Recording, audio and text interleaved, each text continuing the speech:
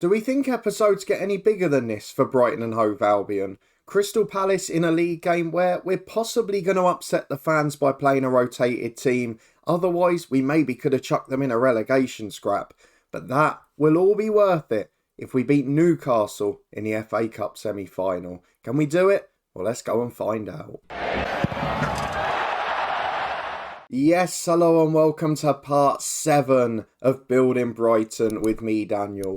This could be the best episode of the series so far, because if we can get a result against our rivals Palace despite rotating the whole team and get to an FA Cup final in our first season, this would be something pretty spectacular. It's a mid-table clash in that one as we go to Wembley to face Newcastle, but first we've got to play a very weakened team. Potentially a first start for our youth intake start in the last episode, and a few of the other younger players at the club too. So if you're looking forward to that and seeing if we can do it, then please do put a thumbs up on it. Subscribe down below for daily FM22 content. We're back with Viborg tomorrow. Could be the penultimate episode in that series, and there's links in the eye above to all the other key playlists. Please do check out yesterday's FM23 Save Ideas video. It's my top 3 rebuilding challenges for FM23. There's also links in the description for all the ways to support the channel and other platforms too. But thank you as always for coming along as we look ahead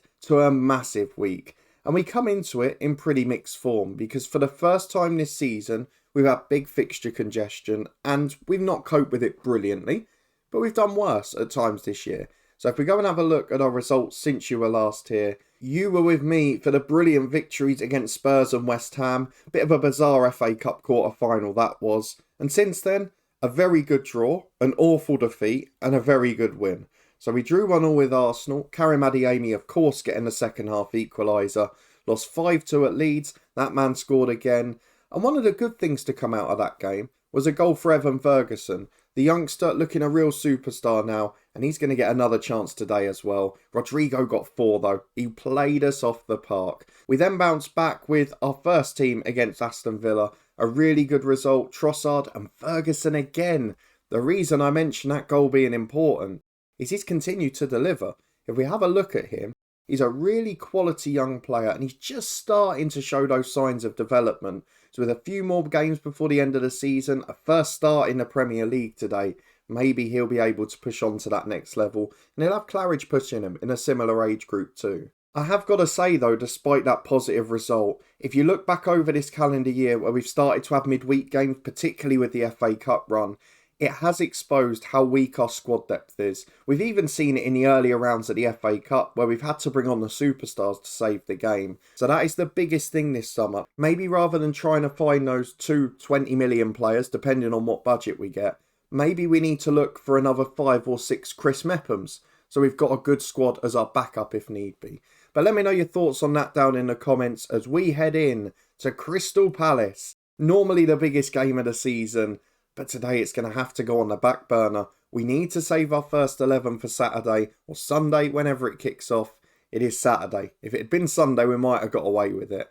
We played at the weekend, so a few will be tired. Let's get through to the tactical meeting and see what team we can put out. Right then, the approach we've gone for tonight, I think, is very simple. We have got some injuries to contend with. We know Solly March is out long term. I'm going to risk Carboni because he's not really making it this year, to be honest. And the benefit of having Claridge through the youth intake is that we have now got a third backup centre half.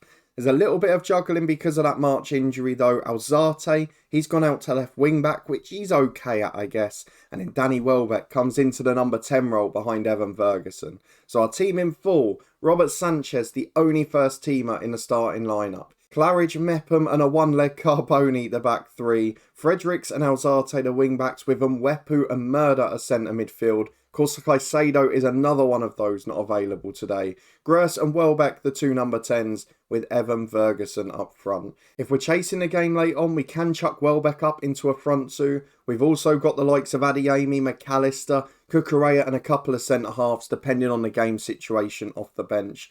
But this is all about saving people for the weekend. And if we can get a result, then great, it's a bonus. But I want us to be at our best against Newcastle. Now, those regulars on the channel will know this is a very difficult game for me because in the head coach this year, our main save, We had a really great spell at Crystal Palace. We loved it. I think it was the longest stint of our career, actually. But here, they're the opponents. Tyrick Mitchell, I think, is the only man who was in our team that's in this 11. So let's just go through. As they've made 3 changes, we've gone a lot weaker than them.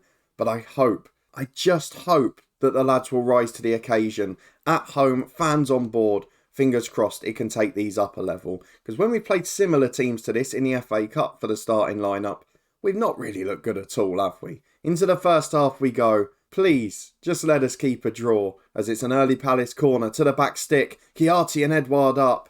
Free header is a worry, but Sanchez saves it, and that's why we've stuck with the number 1 keeper. We are doing alright, and Palace really struggling this year.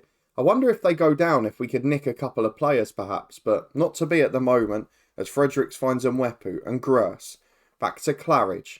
The young centre-half sensation. If you didn't see him last episode, his profile's pretty good, let me tell you. And Mwepu to Fredericks. Inside to Murder. First start for Claridge as well. First start for Ferguson. Both played off the bench this year. Not sure Welbeck started the league game either. There's a lot of rotation about as Gaeta goes long downfield. Edouard flicks on for Zaha. Is this front 2 going to be too hot to handle? Out to Joel Ward on the right. Chance to cross to the back post to Riedewald. And he heads over the bar. Comfortably dealt with, but they are the better side. We've just got to try and hold on here.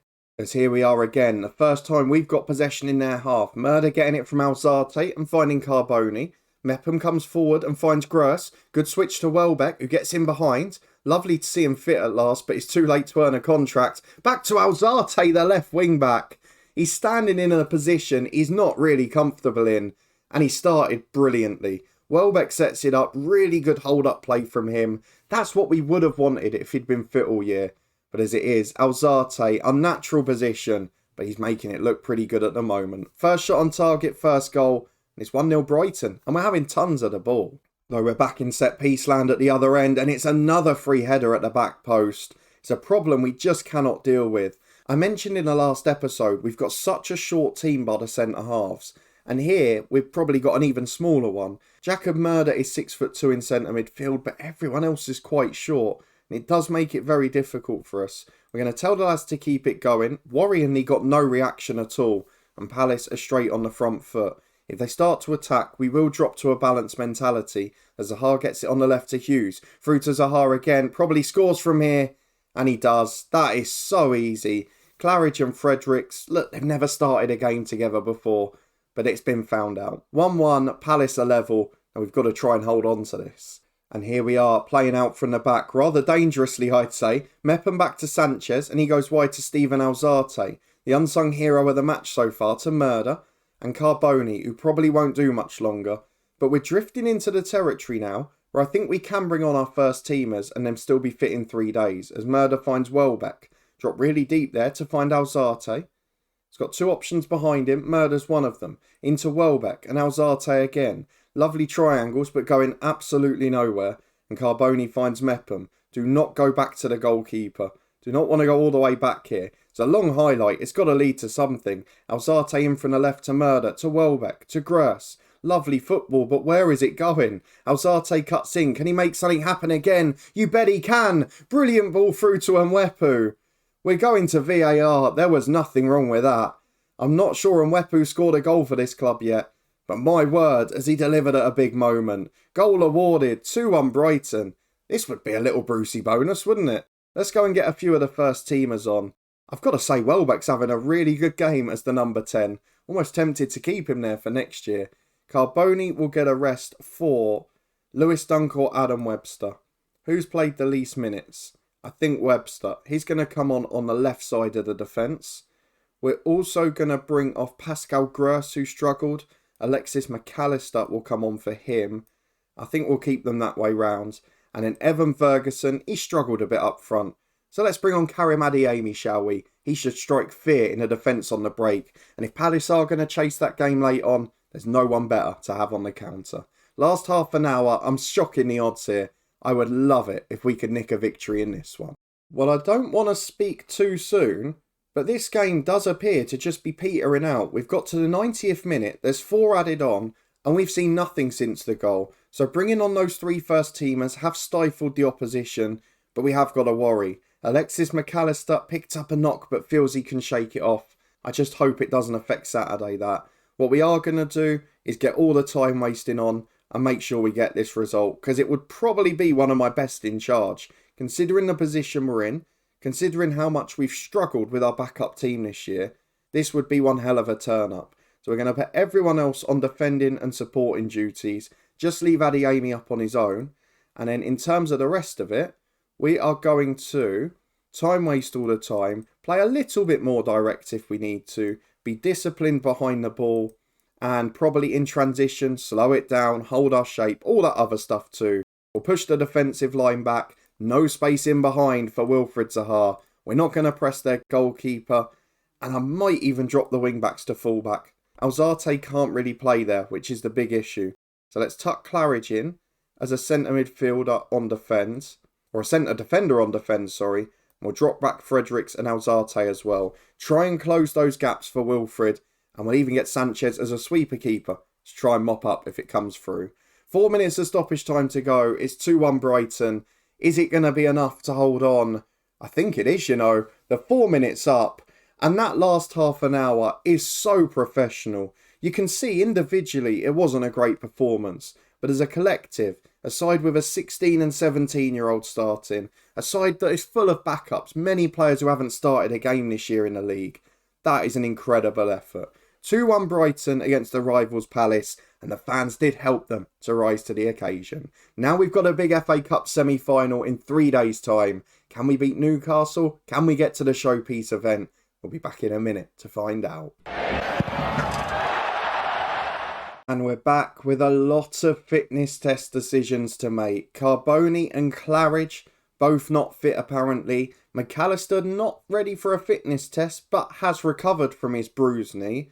And Adam Webster picked up a knock a couple of days ago. I'd imagine he's still got the old classic orange injury, but he is fit enough to play in this game. So let's get through to the fixtures. It's huge. It's Newcastle versus Brighton for a place in the FA Cup final. And it's massive for whichever side gets there. Let's get through to the tactical meeting. We're going to get the opposition instructions on, and we're going to be making a lot of changes. The team that played in midweek did brilliantly, but make no mistake, we're going back to our first 11. And just for today, this is what I'm going for.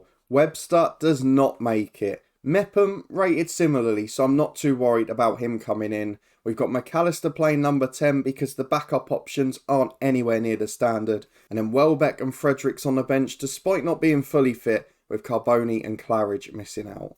What that means is our starting 11 for today is almost all changed. We've still got Sanchez in goal, we've still got Mepham in at centre half, but Dunk and Veltman are the two joining him. Cucurella and Lamptey coming at fullback with Lallana and Basuma in centre midfield. Trossard, McAllister and Adeyemi the front three. Now, can Adeyemi add to his remarkable goal record? 32 in all competitions this year. He's the top Premier League scorer. He's currently the top FA Cup scorer. I would not mind him adding to that today. So 9 changes, as we mentioned. Everyone apart from Sanchez and Mepham was rested in midweek. 3 changes for Newcastle, who have had a week off, and a fair few of their signings in the team this year. You've got the likes of Diego Carlos, Renato Sanchez, Idrissa Gueye, Hulk, who they've bought in. And then looking on the bench, are there any new players there? Don't think so. Surprised to see Darlow in for Dubravka. Surprised to see Bruno Guimaraes on the bench. And of course, Joe Linton become a cult hero in real life. Here, not getting a start. Through the dressing room we go. Let's do it for the fans. How is Trossard complacent? Seriously. It's an FA Cup semi-final. Get your head screwed on. Get into the game. Through the tunnel interview we go to the first half. This is the biggest game of the season by far. Well, early doors, we're on our positive mentality. We're trying to take the game to Newcastle. I don't want it to feel any different to the lads by dropping back and being more cautious. But we know we might live to regret that. Because Sanchez has put Wilson in straight away. And possibly the most powerful striker in the game bar Haaland. Callum Wilson always scores bucket loads. And with 7 minutes gone, he's done it again. And we're 1 down to the first shot of the match. And they've got a throw on the right again with Kieran Trippier. Into Hulk. Holds the ball up well for Idrissa Gueye. Finds Wilson again.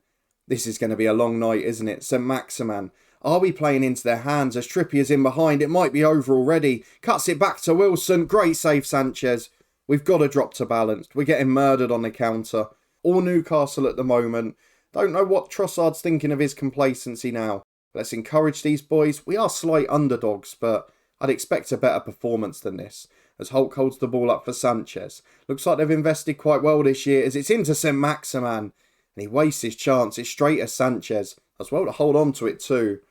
I don't see how we win this game. It's been one of our worst performances in a long time. That have given the ball away high up the pitch. McAllister to Trossard and Adeyemi. Only takes a moment of his magic. Cucurella into the box. Adeyemi up. Heads just over the bar. I guess we've got to factor in the FA Cup this year. We've been awful in the first half of every tie. We've always come back into it. The West Ham game wasn't dissimilar to this. But there aren't any promising signs on the counter. Though Cucurella's coming forward now. Could change that. To Lallana. Into Adeyemi, who loses it in the air. Carlos heads it away to Almiron and Wilson. Surging down the right-hand side he goes. Mepham's trying to keep with him. He's not doing it too well. He's forced him back to Hulk though in the end. And Sanchez. Turns out to Trippier. We know he's got the delivery. We want to prevent that cross. It's not been done. He just saunters to the byline. And we're forced to clear it at the front post. It's so easy for Newcastle to get in behind. Trippier again to Sanchez. Plays it back. Takes on Cucurella. Beats him with ease. Into Wilson. Good block. And at half time, I think we're going to cling on for one. But we need to get back to the drawing board. Because this has been easy for Newcastle. I mean, if you look at the stats, we have no right to be in this game. I'm going to tell the lads. Do you know what? I'm going to tell them I'm disappointed. And a few of them are motivated.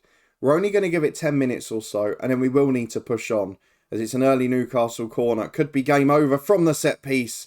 Fernandes heads over. Free header, and Mepham was the man who lost him. I'm not sure what's happened. I think they've just frozen on the occasion, if I'm being honest. As Target's got it again to Garner Gay, and he goes long, which Dunk intercepts to Mepham. Can we get on the front foot? At least give Adeyemi half a chance on the floor. Cucurella in from the left. Adeyemi's up with him. Trippier wins it back quickly to Basuma. McAllister in to Karim Adeyemi.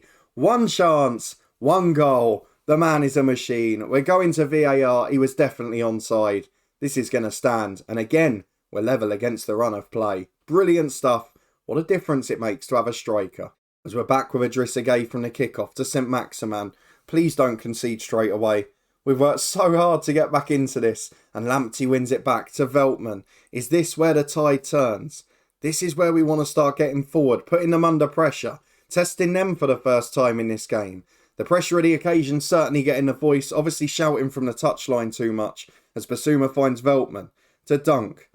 To Lallana. Back to Sanchez. A bit of control. A bit of composure in possession. That's what we want to see. Mepham's got support out left. Just carries on himself here. Plays in Cucurella.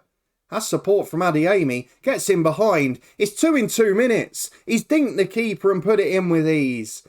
It's the West Ham game all over again. It's the Wimbledon game all over again. It's Karim Adeyemi all over again. We said it last episode, but seriously, the scout who found him deserves his goal bonus because he has been ridiculous for this club. I dread to think where we'd be without him. But honestly, the scout that suggested him, he deserves a job for life here. As Trippier is being chased by Adeyemi, who's now doing his defensive work. He better not get across him from there. He somehow does. Dunk heads it away and Sanchez picks it up. Quarter of the game to go. We'll think about subs in a minute. Sanchez to Joel Linton and Wilson. Got runners off in. St. Maximan's one. Oh, that's glorious.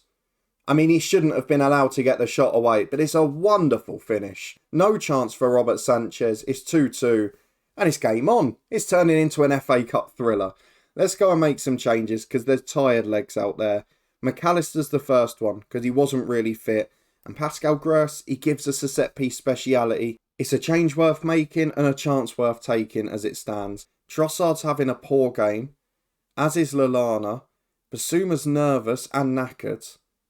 I'm going to take Lallana off for murder. I'm going to take Lamptey off from Wepu. And because, like Wepu, Alzate was the hero in midweek, he's going to come on for Leandro Trossard. This is not the strength of side I'd want out in an FA Cup semi-final. But they're boys that have got confidence. They've got momentum from midweek. Now let's encourage the lads and make it happen. As we've got a throw on the right, which Wepu will take. Gives it to Pascal Gross. We've got one sub left if we need it, as it's just hoofed towards Adeyemi. Not quite pinpoint enough. If he gets one more chance, I believe we win this. Basuma goes back to Dunk. Into Veltman and Gross. To Dunk again. Veltman. Through ball is intercepted. Bruno gives it to Target. Back to Bruno Guimaraes again. And Diego Carlos. Are we heading for extra time again in this one? Target over the top. Wilson chases. Dunk gets there first. Veltman back to him again. Into Pascal Gross and Mwepu. On the right, he's out of position. Don't think he's played there once for us yet. But he's done alright so far as Basuma gives it to Jacob Murder. And Gross. Up to Adeyemi. Carlos flies in, but he gets away to Alzate. Oh, it's Steven Alzate. The most unlikely of heroes this season. We spent most of January transfer deadline day trying to sell him. And somehow, he became the hero against Palace. And he's become the hero in this one. What on earth do we do for the subs now? I'm looking at a way to get Webster on. We're going to put Veltman right wing back. We're going to put Mwepu in for Basuma. We're going to put Mepham over to the right. Webster on the left. It's another defender on the pitch. It's a more natural back five. And we'll give it 5 more minutes. Then the time wasting comes out to play, people. 6 minutes plus stoppage time to go. We've been really competent in this second half. Every FA Cup game has taken the same pattern. But we are 5 minutes from the final now. As Murder finds Webster. Time in possession. Goes wide to Cucurella. Has support from Alzate. What an impact that man's made. Might have even earned himself a chance next year.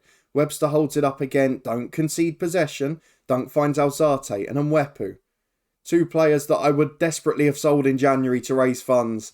And they are now a core part of our cup semi-final midfield. Webster gives it to Dunk. Into Mwepu again. Up to Gross. Can we get that 4th? Just see this game off. Make it comfortable. Murder through to Adeyemi. Newcastle chasing the game. But they've left space in behind. Oh, Adeyemi doesn't miss those. What a time to lose your finishing edge. I don't think we can complain too much, given the fact he's got us in this game today. But that was a big miss, as Veltman finds Mwepu and Gross to Adeyemi. Murder finds Alzate. We're all over them now. We're picking them off on the counter. They've thrown everyone forward and Veltman's in. Crosses to Karim Adeyemi. Good block from Carlos. The time wasting is about to come out. There's 5 minutes added on. And we're just going into them. Veltman and Cucurella, you go into the fullback positions. Centre midfielder on defend for Mwepu. I might even put one in the holding role, looking at Alzate. Let's drop him into Murder's position. Murder can go in the holding role. He will just be a deep line playmaker on defend. We'll leave Mwepu there. We'll leave Gross there, but on a support duty. And we'll leave Adeyemi up front on his own. Time waste your backsides off. Hit it long to Adeyemi. Be disciplined. Do not press the keeper. Do not press high up the pitch. And when you win it back, take your time. 4.5 minutes of stoppage time to go. Just cross those fingers. And you can see from the stats, we've evened it up second half. We were absolutely brilliant. And here's the one thing I didn't expect out of this season. We're comfortable mid-table in the league. I knew that would probably happen. But this is a proper turn up for the books. Yes, we play 3 lower league sides and then West Ham and Newcastle. We've not played the big 6, but we're going to play one of them in the FA Cup final. And what a finish to the season that'll be. Let's see which one it's going to be and then when we're going to be back for it.